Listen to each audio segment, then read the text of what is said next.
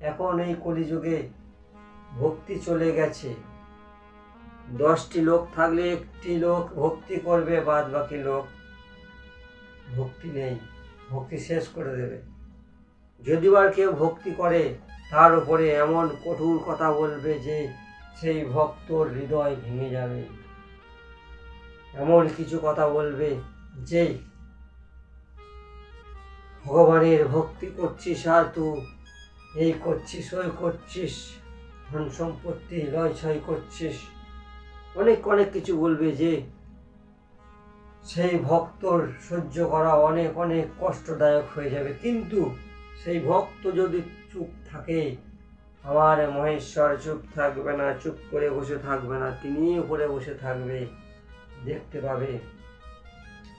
যদি সেই ভক্ত মুখে মুখে উত্তর দেয় তাহলে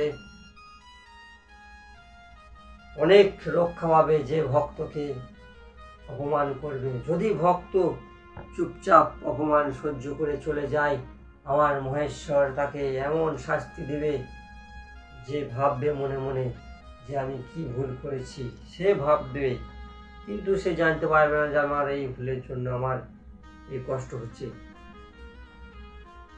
তাই লোক দেখানি ভক্তি ভাব করলে হবে না।